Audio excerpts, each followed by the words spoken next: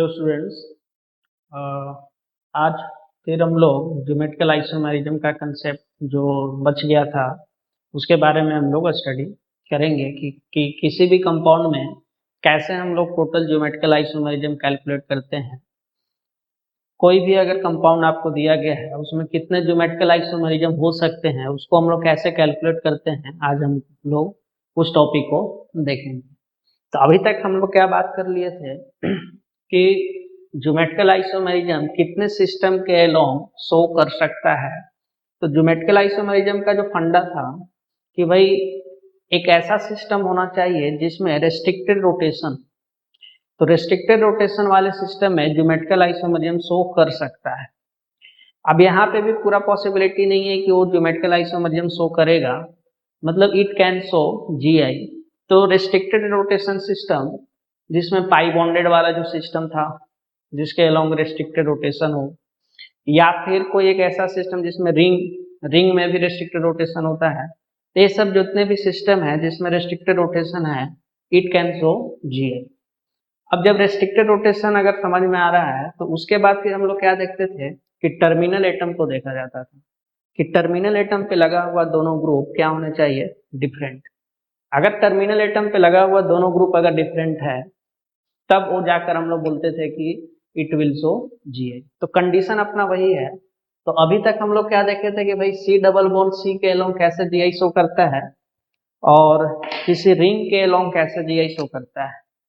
सी double bond C discuss हो चुका था, C double bond N system भी डिस्कस हो गया है, और किसी भी रिंग के अलोंग किस तरह से देखने का तरीका क्या है कि वो जीआई शो कर रहा है या नहीं कर रहा है, और किसी रिंग में अगर डबल बॉन्ड प्रेजेंट है उसके वजह से भी देखने का तरीका हम लोग स्टडी कर लिए थे। तो ये सब सिस्टम हम लोग बात हो गया था।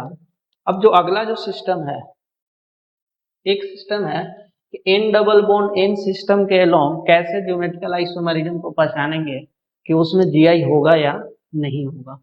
तो अभी हम लोग बात कर रहे हैं कि given N double bond N system. अब given N double bond N system में तरीका कंसेप्ट अपना वही रहेगा कि हमें बस क्या सिलेक्ट करना है कि रेस्ट्रिक्टेड सिस्टम हो, पाई बॉन्ड वाले जितने भी हैं सब के सब क्या है, रेस्ट्रिक्टेड रोटेशन है उसमें। और उसके बाद फिर अब हमें क्या सिलेक्ट करना है कि टर्मिनल एटम। अब टर्मिनल एटम पे लगा हुआ दो ग्रुप होंगे, लेफ्ट और राइट, दोनों क्या होने चाहिए, डिफरेंट, तब वो जाकर जीआई शो करेगा। तो इसमें जरा देखते हैं कि जैसे N double bond N system है, ओके। अब N double bond N system है तो इस नाइट्रोजन के पास एक लोन पेयर प्रेजेंट है और इस पे हमने एक ग्रुप लगा दिया जैसे ए। इस नाइट्रोजन के पास भी एक लोन पेयर प्रेजेंट है और एक ग्रुप लगा दिए बी। अब बताओ इसमें टर्मिनल एटम कौन से हो गए, तो ए नाइट्रोजन और ए नाइट्रोजन टर्मिनल एटम है, जहाँ पाई बॉन्ड जहाँ जिस एटम से जुड़ा हुआ है that atom is terminal atom, directly जो एटम जो जुड़ा हुआ है। अब इन नाइट्रोजन के पास एक लोन पेयर अटैच है और एक ग्रुप अटैच है। इधर इस टर्मिनल एटम के पास जो दोनों ग्रुप हैं वो क्या है, different. As I have discussed that lone pair is also treated as a group, lone pair को भी एक ग्रुप जैसा मानना है। तो इस नाइट्रोजन टर्मिनल एटम जो ये नाइट्रोजन है, इस नाइट्रोजन के पास डिफरेंट ग्रुप हैं। फिर अब इस टर्मिनल एटम को देखेंगे, इस terminal atom that is the nitrogen, अब इस नाइट्रोजन के पास भी दो डिफरेंट ग्रुप हैं। तब हम लोग बोलेंगे ये जो सिस्टम है N double bond N system, it will show GI, ये ज्योमेट्रिकल आइसोमेरिज्म शो करेगा। अब जब एक ज्योमेट्रिकल आइसोमेरिज्म जब शो करेगा तो इसके दो फॉर्म होंगे भाई। अब इसके फॉर्म का नाम क्या होगा, तो हम लोग बात किए थे कि जैसे अगर लोन पेयर अगर आ जाता है तो उसको हम लोग सिस ट्रांस नाम नहीं देते हैं। अगर लोन पेयर अगर आ जाता है तो उसके लिए हम लोग क्या यूज करते हैं, सिन और एंटी, ठीक है। तो सिन और एंटी ऑक्जाइन में किसको सिन बोलते हैं किसको एंटी बोलते हैं, वो हम लोग बोले थे कि जब हम लोग ई एंड जेड नोमेनक्लेचर जब पढ़ेंगे वहां पे हम डिस्कस करेंगे। लेकिन इसमें उतना ज्यादा कोई कंसेप्ट नहीं रहता है। इसमें सिन और एंटी हम लोग कैसे बोलते हैं जरा देखें। इसका एक और दूसरा जो आइसोमर जो बनेगा ज्योमेट्रिकल आइसोमर, वो क्या होगा, अब ए ऊपर और लोन पेयर क्या आ जाएगा नीचे, यानी कि N double bond N, lone pair दोनों क्या हो गया अपोजिट साइड चला। अब जब एक सिस्टम जो है जीआई शो कर रहा है तो दोनों को हम लोग सिस ट्रांस नहीं बोलते हैं, लोन पेयर के आने की वजह से उसका जो नाम जो हम लोग यूज करते हैं वो नाम होता है सिन और एंटी का। तो इसमें सिंपल सा कंसेप्ट क्या है, अगर लोन पेयर, दो लोन पेयर है, दोनों लोन पेयर अगर सेम साइड है तो उसका नाम हो जाता है सिन। अगर लोन पेयर अगर अपोजिट साइड है तो उसको हम लोग बोलते हैं एंटी, है ना। दो जहां लोन पेयर अगर आ रहा है तो हम लोग इस तरह का कॉन्फ़िगरेशन हम लोग यूज करते हैं। यहाँ पे हम लोग सिस ट्रांस यूज नहीं करेंगे, लोन पेयर में हमेशा सिस ट्रांस यूज नहीं करते हैं, क्या यूज करते हैं हम लोग, सिन और एंटी। अगर दोनों लोन पेयर सेम साइड है तो सिन, अपोजिट साइड है तो trans. N double bond N system वाले में और एग्जांपल आप देख सकते हैं कि जैसे एक होता है, इसका नाम भी होता है, जैसे एजो से रिप्रेजेंट करते हैं, N2 जो है एजो से रिप्रेजेंट करते हैं, मतलब एजो एल्केन, एजो एल्केन। इसका जो बन जाएगा जैसे R2N2, है ना, इसको क्या नाम बोलते हैं, एजो एल्केन। इसका स्ट्रक्चर जरा जैसा आप सोच रहे हो उस तरह का स्ट्रक्चर नहीं बनता है। जैसे N2 है तो N डबल बॉन्ड N, ये तो रहा N2। अब इसके पास R2 है, R दो R है, इसका मतलब नहीं कि एक ही नाइट्रोजन के पास दोनों R लगे हुए हैं। एक R अगर इसके पास है तो दूसरा R इसके पास है, और इसके पास एक लोन पेयर है, इसके पास भी एक लोन पेयर है। इस तरह से फॉर्मेशन होगा। ओके, अब एक सवाल है कि भाई एक क्या है, ये जो सिस्टम है एजो एल्केन, क्या है जीआई शो कर रहा है या नहीं कर रहा है, उसको पहचानेंगे कैसे। तो ये रहा इन डबल बॉन्ड इन सिस्टम, तो इसमें टर्मिनल एटम ए भी है और ए भी है। क्या इस टर्मिनल एटम के पास दो डिफरेंट ग्रुप है, तो हम लोग बोलेंगे कि है एक लोन पेयर और एक अल्काइल ग्रुप। क्या इस टर्मिनल एटम के पास दो डिफरेंट ग्रुप है, तो यहाँ पे भी है, तो हम लोग बोलेंगे it will show geometrical isomer. अगर ज्योमेट्रिकल आइसोमर शो कर रहा है तो इसके दो फॉर्म होंगे। अब दो फॉर्म, इसका एक और फॉर्म कौन सा बन जाएगा, इन डबल बॉन्ड एन, एक अल्काइल ग्रुप पर चला जाएगा, एक लोन पेयर नीचे, मतलब लोन पेयर का पोजीशन अपोजिट डायरेक्शन में हो जाएगा। क्लियर। अब इसको हम लोग बोलेंगे, दो लोन पेयर सेम साइड है तो इसका नाम क्या हम लोग बोलेंगे, सिन, और अपोजिट साइड अगर लोन पेयर है तो इसको हम लोग बोल दिए एंटी फॉर्म। क्लियर। अब एल्केन के जगह पे, आर के जगह पे हमने कुछ अभी सब्स्टिट्यूट नहीं किए हैं, तो इसका नाम है एजो एल्केन। अगर आर के जगह पे अगर हम मीथेन को सब्स्टिट्यूट कर देंगे तो उसका नाम हो जाएगा azo methane. Just like example देखें, आपसे पूछा गया कि Me2N2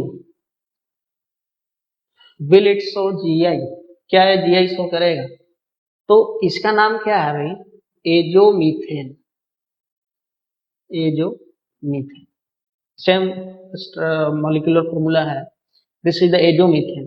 पूछा गया क्या जीआई शो कर रहा है, तो इसका अब N2 जो सिस्टम है, Me N2 हम लोग लगा दिए। अब दो मिथाइल है तो एक मिथाइल इसके पास है और एक मिथाइल इसके पास। अब इस नाइट्रोजन के पास क्या है भाई, लोन पेयर।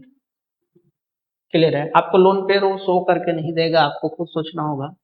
अब हम लोग तो बता सकते हैं ना कि सिस्टम जो है एजोमीथेन है, जीआई शो करेगा या नहीं करेगा।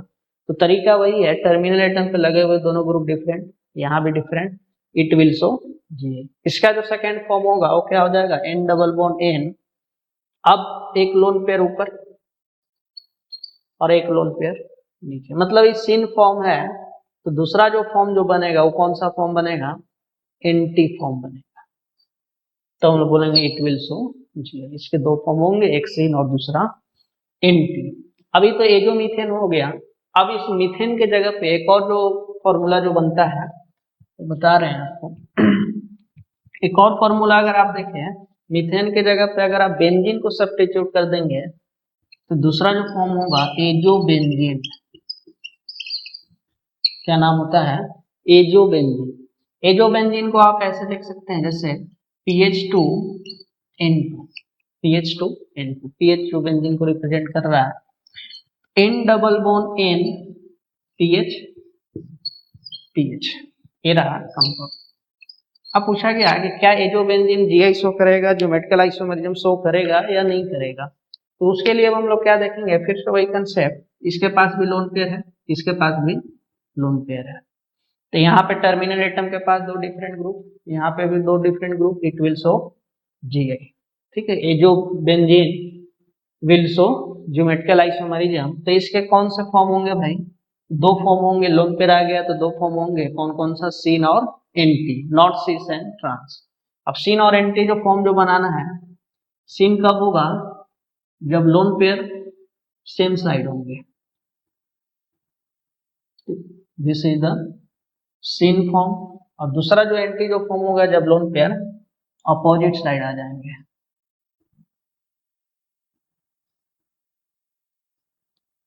इसको बोल दिए भाई एंटी फॉर्म। क्लियर है?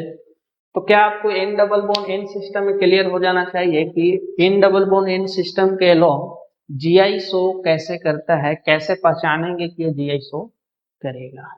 तो ये था N double bond N system के अलोंग। कोई भी अगर सिस्टम है, आपको बस इतना ध्यान रखना है कि रेस्ट्रिक्टेड रोटेशन जहां पे है वहां तो जीआई शो कर सकता है। अब रेस्ट्रिक्टेड रोटेशन के साथ साथ टर्मिनल एटम पे लगा हुआ दोनों ग्रुप डिफरेंट होना चाहिए, then it will show geometrical isomerism. अब ज्योमेट्रिकल आइसोमेरिज्म अगर किसी एक सिस्टम के अलोंग है तो उसका दो फॉर्म होगा, सीस और ट्रांस, अगर लोन पेयर नहीं है तो। अगर लोन पेयर है तब उसके लिए हम लोग क्या लिखते हैं, सीन और एंटी फॉर्म। इतना अभी आपको ध्यान रखना है। अब नेक्स्ट जो हम लोग बात करेंगे O double bond O system के अलोंग। तो नेक्स्ट हम लोग बात कर रहे हैं geometrical isomerism in O double bond O system. अभी तक एन डबल बॉन्ड एन बात हुआ, नेक्स्ट अब हो रहा है O double bond O system. Obvious सी बात है कि O double bond O system के अलग अगर हमें इसके अलोंग ज्योमेट्रिकल आइसोमेरिज्म देखना है तो इसमें टर्मिनल एटम तो एक ए ऑक्सीजन और ए ऑक्सीजन टर्मिनल एटम पे है। अब इसके पास जो दो ग्रुप होने चाहिए वो डिफरेंट होने चाहिए, और इसके पास भी जो दो ग्रुप लगे होंगे वो भी डिफरेंट होने चाहिए, तब हम लोग जाकर बोलेंगे कि इस सिस्टम के अलोंग जीआई शो करेगा। लेकिन अभी हम लोग क्या है कि इस ऑक्सीजन के पास दो लोन पेयर दिख रहा है, इस ऑक्सीजन के पास भी दो लोन पेयर है। अब ये जो लोन पेयर है तो दोनों तो ग्रुप क्या होंगे, सेम। अगर सेम हो गए तो हम लोग बोलेंगे it will not show GI, O double bond O GI show नहीं करेगा। लेकिन अगर इस सिस्टम के लोग अगर जीआई शो करने वाला है तो किस सिचुएशन में अगर करता है, जरा देखें, ओ डबल बॉन्ड ओ जो है अगर इसका रिएक्शन ध्यान से अगर देखना, O double bond O system को अगर इसका रिएक्शन 2H प्लस से अगर करा दे, 2H प्लस इसको सब्स्टिट्यूट करना, एडिशन अगर हम लोग कर रहे हैं, तो अगर ऑक्सीजन का यहाँ पे क्या है, लोन पेयर है, यहाँ पे भी लोन पेयर है, तो अगर इस O डबल बॉन्ड O को 2H प्लस अगर हम दें तो ऑक्सीजन का जो लोन पेयर है उसका टेंडेंसी क्या होगा कि जो लोन पेयर है वो H प्लस को ट्रैप करेगा। अब जैसे ही लोन पेयर को अगर लोन पेयर अगर H प्लस को अगर ट्रैप करेगा तो सिचुएशन देखो कुछ इस तरह का बन जाएगा। एक हाइड्रोजन को ट्रैप किया तो ऑक्सीजन के माथे पे क्या आ जाएगा, प्लस चार्ज, और इसके पास एक लोन पेयर बचा रहेगा। एक लोन पेयर एक H प्लस को ट्रैप किया तो जिसको ट्रैप किया उसके माथे पे क्या आ जाएगा भाई, प्लस चार्ज, और एक लोन पेयर पहले से था। उसी तरह से इसके पास एक लोन पेयर था, अब एक जो लोन पेयर H को ट्रैप किया तो इसके माथे पे क्या आ जाएगा, प्लस चार्ज। क्लियर? तो अगर O double bond O system दो हाइड्रोजन H प्लस को अगर हम लोग इसमें अटैच कराते हैं तो सिचुएशन कुछ इस तरह का दिखेगा। अब हम लोग बोल सकते हैं कि क्या ये सिस्टम जीआई शो करेगा कि नहीं करेगा, तो हम लोग को क्या आंसर होना चाहिए कि भाई इस ऑक्सीजन के एटम जो टर्मिनल एटम पे है इस पे तो दो ग्रुप अब डिफरेंट हो गया, अब यहाँ पे भी दोनों ग्रुप डिफरेंट हो गया, तब हम लोग बोलेंगे कि भाई इट विल शो जीआई। अगर ये जीआई शो कर रहा है तो इसके दो फॉर्म होंगे, एक सीन होगा और एक दूसरा एंटी होगा। तो कौन सा फॉर्म है, दिस फॉर्म है सीन, और दूसरा जो बनाओगे वो बन जाएगा anti form. Loan pair opposite side H, यहाँ पे भी plus plus, this form will called anti form. बात पहले क्लियर। तो O double bond O system GI show नहीं कर रहा है, लेकिन जैसे ही H प्लस क्या आ गया तो H प्लस के आ जाने की वजह से इट विल शो GI, दो फॉर्म दे रहा है, सिन और एंटी फॉर्म। और भी एग्जाम्पल देख सकते हैं। अब क्वेश्चन कैसे पूछा जाता है कि भाई ये कंपाउंड GI शो करेगा या नहीं। जैसे एक क्वेश्चन अगर हम लोग लें C double bond O CH3H। एक और क्वेश्चन अगर लें C double bond O CH3H। देखो भाई, ये फर्स्ट क्वेश्चन है। सेकंड क्वेश्चन पूछा गया कि जो फर्स्ट जो कंपाउंड जो है, ये जो कंपाउंड है क्या है GI शो करेगा या नहीं करेगा। तो इसको अब हम लोग कैसे देखते हैं, रिस्ट्रिक्टेड सिस्टम कहाँ पे दिख रहा है, यहाँ पे दिख रहा है। इस पे टर्मिनल एटम ढूंढो, एक टर्मिनल एटम यहाँ और एक टर्मिनल एटम यहाँ। ओके, क्या इस टर्मिनल एटम पे जो दो ग्रुप जो लगे हुए हैं वो सेम है या डिफरेंट। तो इस टर्मिनल एटम पे तो दो क्या है, लोन पेयर है, तो दोनों लोन पेयर तो सेम हो गया, तो हम फटाक से क्या बोलेंगे, it will not show G. Clear. अगर इस सिस्टम के अलावा अगर देखना है, इस कंपाउंड में अगर देखना है कि क्या है GI शो करेगा, तो वही रूल। अब इस ऑक्सीजन जो है, एक ग्रुप कौन सा है भाई, हाइड्रोजन, और दूसरा इसके पास क्या है, लोन पेयर। तो यहाँ पे जो दोनों ग्रुप जो लगे हुए वो डिफरेंट हैं। अब इस टर्मिनल एटम पे देखो, यहाँ पे भी दोनों ग्रुप डिफरेंट है, तब हम लोग बोलेंगे इट विल शो जी। बात क्लियर हुआ। तो O double bond O, C double bond O, C double bond N, है ना, N double bond N, ring के अलोंग, रिंग के अंदर जो डबल बॉन्ड प्रेजेंट है उसके अलोंग GI कैसे शो करता है। यहाँ तक जितने भी हुए हैं सभी कैटेगरी को हम लोग डिस्कस कर चुके हैं। इतना ही से क्वेश्चन बनता है ना। अब हम लोग जब सभी कैटेगरी को देख लिए कि भाई कैसे पहचान है, अब उसके बाद हम लोग फाइनली जो अब अपने स्टेज पे आ रहे हैं कि भाई how to calculate total number of geometrical isomer. मान लो कोई भी कंपाउंड दे दिया, अब उसमें पूछ दिया कि बताओ इसमें total number of geometrical isomerism कितने होंगे। अभी तो आपको केवल एक सिस्टम दिख रहा है, क्वेश्चन जो आते हैं उसमें दो तीन सिस्टम आपको दिखा रहेगा। तो पहले तो ये समझे कि हम लोग किसी एक सिस्टम के लोग कैसे GI शो करता है वो हम लोग देख लिए।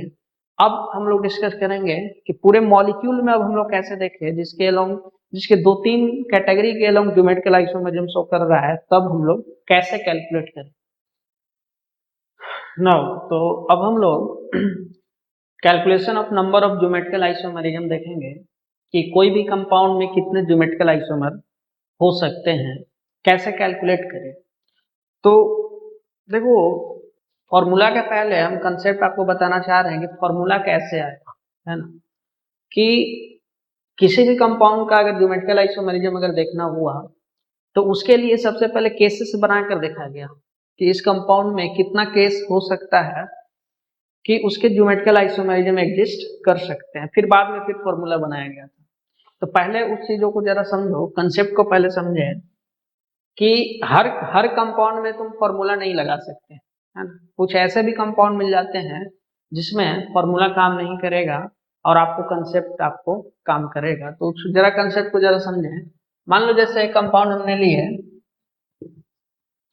कि CH3CH डबल बॉन्ड CH ये जो कंपाउंड है उसमें हमें देखना है कि इसके ज्योमेट्रिकल आइसोमरिज्म शो कर रहा है तो कितना ज्योमेट्रिकल आइसोमरिज्म हो सकता है। तो पहले तो ये बताएं कि क्या ये सिस्टम जो कंपाउंड जो है क्या है ज्योमेट्रिकल आइसोमरिज्म शो कर रहा है। तो हमें दिख रहा है कि डबल बॉन्ड के अलोंग टर्मिनल एटम डिफरेंट, तो हम लोग बोलेंगे कि इट विल शो GI। लेकिन इस पूरे कंपाउंड में स्टीरियोजेनिक एरिया कितना है, तो केवल एक स्टीरियोजेनिक एरिया है। बात क्लियर है। तो इस जो पूरा जो सिस्टम है केवल डबल बॉन्ड के अलोंग ही GI शो कर सकता है। तो इसमें हमें पता है कि जब एक सिस्टम के अलोंग GI शो कर रहा है तो इस डबल बॉन्ड के अलोंग कितना ज्योमेट्रिकल आइसोमरिज्म शो कर सकता है, दो। कौन कौन से, एक होगा सिस और दूसरा हो जाएगा ट्रांसफॉर्म। हम लोग बोलेंगे कि ये जो कंपाउंड जो है इसके दो ज्योमेट्रिकल आइसोमरिज्म होंगे, एक सिस और दूसरा ट्रांस। अब इसका स्ट्रक्चर भी आप बना सकते हैं सिस और ट्रांस का, जो हम लोग जो पहले जो बनाते थे। तो ये तो बहुत आसान था कि भाई ऐसा सिस्टम जिसमें एक स्टीरियोजेनिक एरिया है, तो अगर वो GI शो कर रहा है तो हम लोग आराम से बता देंगे कि दो ज्योमेट्रिकल आइसोमरिज्म होगा, that is the cis and trans. लेकिन अगर मान ले कुछ ऐसा सिस्टम ले लें कि जिसमें स्टीरियोजेनिक एरिया 2 हो, 3 हो, 4 हो, बहुत सारे, तो उस केस में ज्योमेट्रिकल आइसोमेरिज्म हम लोग कैसे काउंट करेंगे? इसमें तो एक था तो आराम से काउंट कर ली कि भाई 2 है, एक सीस और दूसरा ट्रांस, लेकिन इस सब सिचुएशन में हम लोग कैसे काउंट करेंगे? तो उसके लिए आपको एक थोड़ा समझना होगा कि सीस और ट्रांस को मतलब हम लोग कैसे रिप्रेजेंट करते हैं। मान लो इसका अगर हम लोग स्ट्रक्चर ड्रॉ करें सीस और ट्रांस का, तो आप इस तरह से ड्रॉ करेंगे, CH3H और एक CH3H। ये हो जाएगा कौन सा फॉर्म? सीस। और दूसरा जो तुम बनाओगे C double bond C CH3 और ये CH3H H, ये हो जाएगा ट्रांसफॉर्म। अब ये तो मॉलिक्यूलर फॉर्मूला के अकॉर्डिंग हम लोग रिप्रेजेंट किए। इसको अगर हम लोग बॉन्ड लाइन से रिप्रेजेंट कैसे करें, सीस और ट्रांस को हम लोग बॉन्ड लाइन से कैसे रिप्रेजेंट करते हैं, उसके बारे में थोड़ा सा देखें। देखना, ये जो सीस फॉर्म जो है उसको हमको बॉन्ड लाइन से रिप्रेजेंट करना है। यहाँ पे कार्बन कितना है? 1 2 3 4 कार्बन है। तो 4 कार्बन को देखो, जैसे आप इस तरह से बना लें, 1 2 3 और एक 4, और बीच में कहा क्या है? Double bond. तो ये कौन सा फॉर्म हो जाएगा? This form will be cis form. ये हो जाएगा बॉन्ड लाइन रिप्रेजेंटेशन। तो शॉर्ट तरीका से हम लोग फटाक से ऐसे बना देते हैं ताकि थोड़ा जल्दी से क्वेश्चन सॉल्व हो। तो सिस फॉर्म। अब उसी तरह से अगर ट्रांसफॉर्म बनाना है तो ट्रांसफॉर्म किस तरह से बनेगा? आप इस तरह से भी बना सकते हैं। ये जो है एक ट्रांसफॉर्म है 4 कार्बन का, 1 2 3 4, क्लियर है? या फिर आप ऐसे ही बना सकते हैं, उसमें कोई दिक्कत नहीं है। आप मॉलिक्यूल को कैसे भी रखें, ये भी एक ट्रांसफॉर्म है ना? तो ट्रांस के लिए अब कैसे सोचे कि जल्दी से अब अपन कैसे बनाएं कि ट्रांस और सिस फॉर्म किस तरह से बनाए जल्दी से। तो उसके लिए बस सिंपल सा कंसेप्ट क्या रखना है। अच्छा, कुछ लोग को क्या डाउट रहता है कि ये जो कार्बन जो है, क्या एक कार्बन पे अब हाइड्रोजन को कहाँ पे रखें? हमको ये कैसे पता चला कि सिस फॉर्म है? तो उसको जरा डीपली समझें। ये जो कार्बन जो है इसका हाइब्रिडाइजेशन कितना है? sp2। sp2 का क्या मतलब है? इस कार्बन को 120 डिग्री मेंटेन करना है। अगर इसको 120 डिग्री मेंटेन करना है तो जो हाइड्रोजन जो है इस पे जो है उसको इस डायरेक्शन में आना पड़ेगा, तब जाकर 120 डिग्री मेंटेन होगा। अब उसी तरह से यहाँ पे भी इस कार्बन का हाइब्रिडाइजेशन sp2 है। अगर इसका हाइब्रिडाइजेशन sp2 है, 120 डिग्री अगर मेंटेन करना है तो इस पे जो हाइड्रोजन जो है उसका इधर का पोजीशन होना चाहिए, तभी 120 डिग्री मेंटेन कर पाएगा। तो बताओ, अब तो दिख रहा है ना कि दोनों हाइड्रोजन सेम साइड है या दोनों मिथाइल सेम साइड है, तो सिस फॉर्म। चलो, तो इस तरह से हम लोग देखते हैं कि सिस फॉर्म किस तरह से हुआ। उसी तरह से ट्रांस में भी आप देख सकते हैं। बताओ, यहाँ पे जो हाइड्रोजन है उसको हम किधर लगा सकते हैं? तो हाइड्रोजन नो डाउट इधर ही आएगा। यहाँ पे जो हाइड्रोजन है वो किधर आएगा? यहाँ पे देखो, ट्रांसफॉर्म दिख रहा है। तो ये तो हो गया कि हाइब्रिडाइजेशन के बेसिस पे आप बता सकते हैं। दूसरा क्या है, लॉजिकल क्या है कि जहां डबल बॉन्ड है, डबल बॉन्ड के इधर और उधर दोनों तरफ आप बॉन्डिंग का सिचुएशन देखें।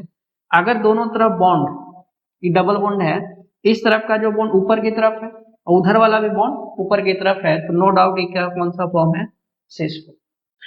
यहाँ पे देखो डबल बॉन्ड, ये डबल बॉन्ड के उधर वाला जो बॉन्ड है उधर, और डबल बॉन्ड के लेफ्ट साइड वाला जो बॉन्ड है इस डायरेक्शन में, मतलब दोनों का जो बॉन्डिंग जो नेचर है दोनों अपोजिट डायरेक्शन में है, मतलब कौन सा फॉर्म हो गया?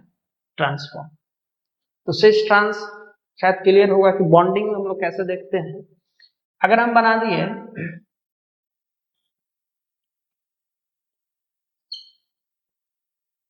ऐसा कुछ सिचुएशन, हम बना दिए, तो अब इसमें हम बोले कि भाई इसका कॉन्फ़िगरेशन क्या है, मतलब सिस है कि ट्रांस है, क्या है? तब आप क्या बोलेंगे कि जो डबल बॉन्ड है, एक बॉन्ड ऊपर है एक बॉन्ड नीचे, तो नो डाउट ये कौन सा फॉर्म है? ट्रांसफॉर्म। ऊपर नीचे हो गया अपोजिट डायरेक्शन में। ये जो डबल बॉन्ड है इसके आगे वाला जो बॉन्ड है इस डायरेक्शन में है, पीछे वाला जो बॉन्ड है ऊपर की डायरेक्शन, मतलब दोनों का नेचर कैसे? अपोजिट। तो ये भी कौन सा फॉर्म है? ट्रांसफॉर्म। क्लियर है? और भी और देख सकते हैं। अगर मान लें कुछ इस तरह का हम बॉन्ड बना दें, इस तरह का हम बोले कि बताओ इस सिस है कि ट्रांस है, तो आपको ध्यान से देखना है डबल बॉन्ड है कि आगे वाला बॉन्ड इस डायरेक्शन में है, डबल बॉन्ड के इधर वाला जो बॉन्ड है वो भी इस डायरेक्शन, मतलब दोनों का डायरेक्शन क्या है, सेम, तो हम लोग बोलेंगे ये फॉर्म है सिस। फिर यहाँ पे देख लो, ये जो डबल बॉन्ड है इसका बॉन्ड जो ऊपर और इसका भी बॉन्ड ऊपर की तरफ है, तो ये भी क्या है, सिस फॉर्म।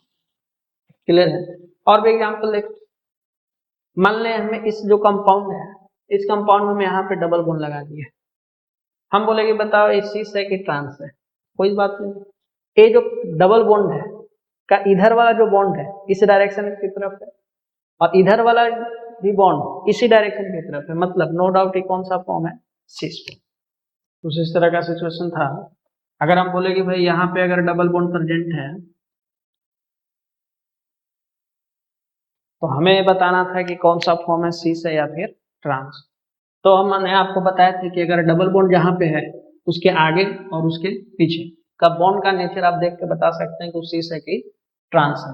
अगर ये डबल बॉन्ड है तो इसके आगे का जो बॉन्ड है उस डायरेक्शन में है, इस और इस बॉन्ड को हमको देखना है भाई।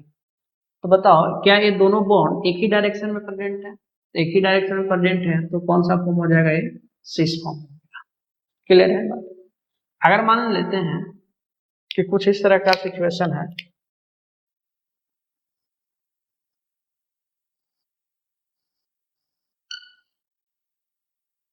कि अब डबल बॉन्ड यहाँ पे आ गया, ठीक है, तो हम बोलेंगे बताओ इस चीज है कि ट्रांस है। तो डबल बॉन्ड है तो इसके आगे का बॉन्ड और इसके पीछे का बॉन्ड हमें देखना है। तो इसके आगे का बॉन्ड अप की ओर है और पीछे वाला जो बॉन्ड है वो डाउन की ओर है, तो दोनों का नेचर कैसा है, अपोजिट डायरेक्शन में है, तो हम लोग बोलेंगे कि कौन सा फॉर्म है भाई, ट्रांसफॉर्म। क्लियर हुआ। इस ट्रांस में बॉन्डिंग नेचर से हमें पहचानना है कि कैसा बॉन्ड का नेचर है। और भी देखें, अगर हम बोल दें कि कुछ ऐसा सिचुएशन अगर आ जाए या फिर ये दोनों में सिस ट्रांस कौन सा है, ये डबल बॉन्ड है तो इसके आगे का ए बॉन्ड और एक पीछे का ए बॉन्ड दोनों का नेचर कैसा है, अपोजिट है, तो हम लोग बोलेंगे कि ये ट्रांसफॉर्म है। ए डबल बॉन्ड है, इसके आगे का बॉन्ड इसके पीछे का बॉन्ड दोनों का डायरेक्शन क्या है, सब दोनों सेमी साइड है, तो हम लोग क्या बोल दिए, सिस फॉर्म। ठीक है। और भी मतलब बॉन्डिंग नेचर से बॉन्ड में हम लोग कैसे सिस ट्रांस देखते हैं ये आपको क्लियर होना चाहिए, क्योंकि हम बार बार CH3 CH CH2 ये सब हम लोग ज्यादातर नहीं लिखते, ज्यादातर हम लोग बॉन्ड से ही डील करते हैं केमिस्ट्री में। ठीक। तो अब हम लोग देखते हैं कि अभी तक हम लोग क्या देखते हैं कि भाई अगर कोई एक कंपाउंड में एक स्टीरियोजेनिक एरिया है तो उसका दो ज्योमेट्रिकल आइसोमरिज्म होगा, दैट इज द सिस और ट्रांस। सिस ट्रांस हम लोग कैसे पहचानते हैं वो भी हम लोग देख चुके हैं।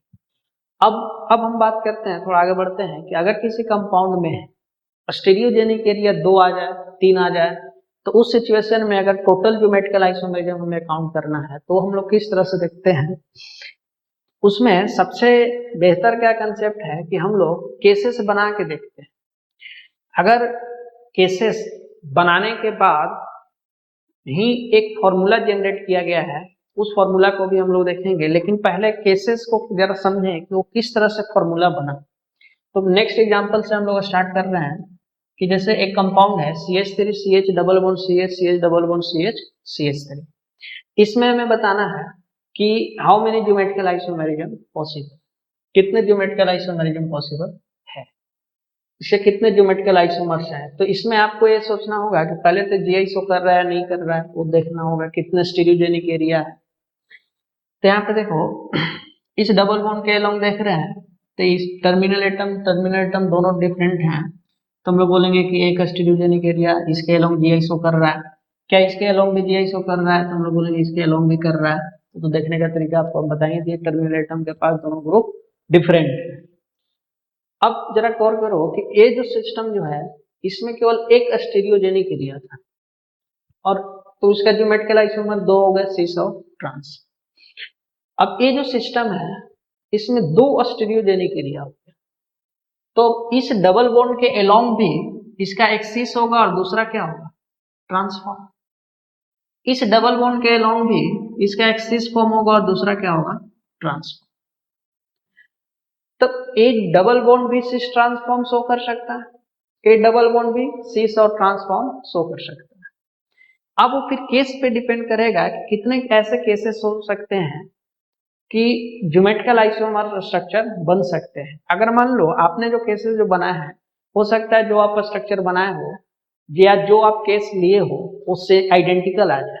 अगर आइडेंटिकल अगर आ जा रहा है तो that is not geometrical isomer. तो सब केसेस आपको बनाना पड़ेगा। तो चलो हम लोग बना के देखते हैं कि भाई कौन से केसेस कैसे पहचानेंगे। तो एक पॉसिबिलिटी हम लोग लेके चल रहे हैं कि इसका ट्रांस और इसका ट्रांस। फिर कौन सा पॉसिबिलिटी लेके करेंगे, इसका सिस, फिर इसका सिस, फिर ट्रांस सिस या फिर सिस ट्रांस। चार ही पॉसिबिलिटी हो सकता है।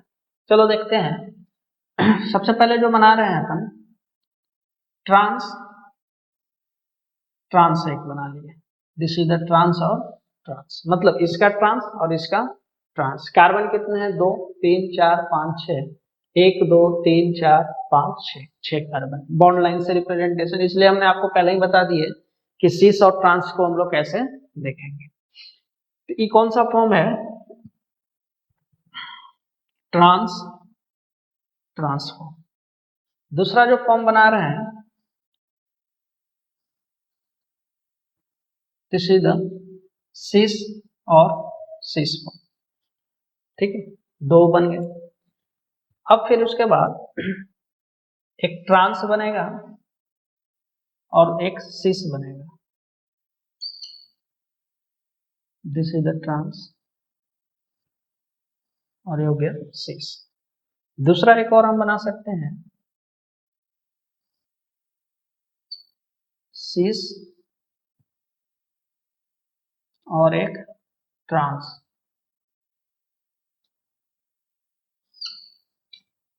ये रहा सिस और ये रहा ट्रांस।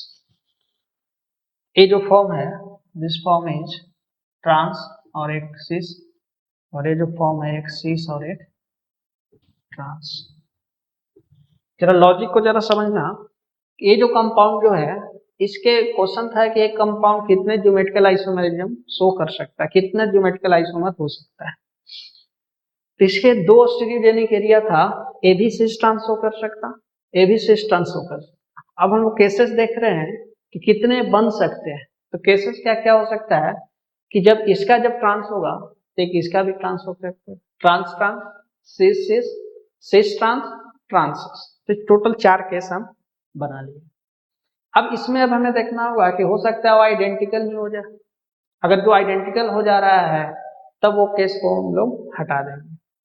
तो जरा देखो, ए और ए तो आइडेंटिकल होने से रहा, कभी होगा ही नहीं। अब इसको और इसको देखो, क्या ये दोनों आइडेंटिकल हैं?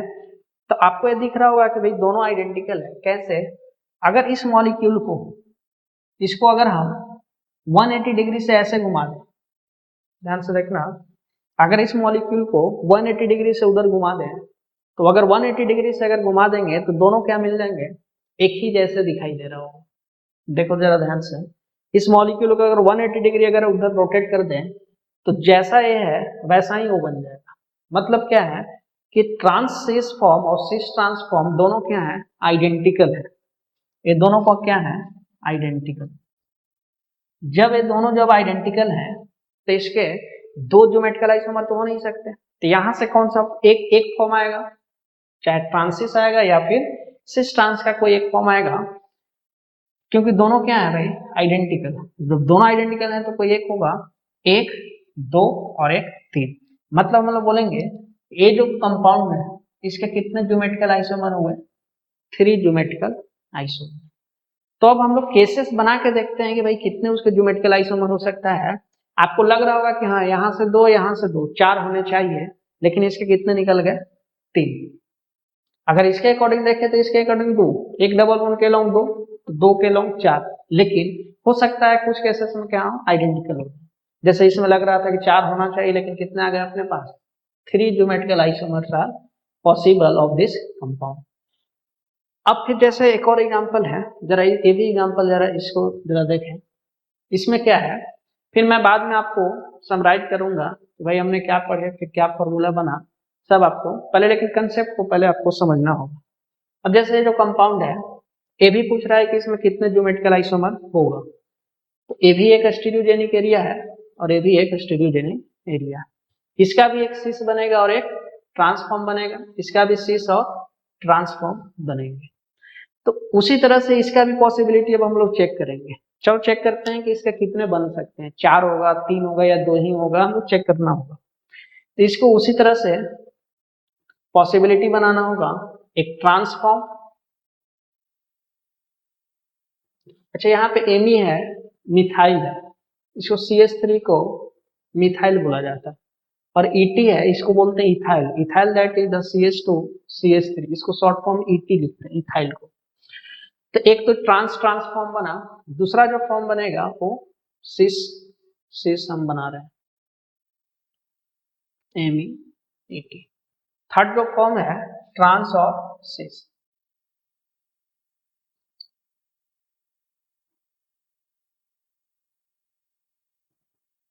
ठीक है। फोर्थ जो फॉर्म होगा, एक बनेगा सिस और दूसरा ट्रांस, सिस और एक ट्रांस।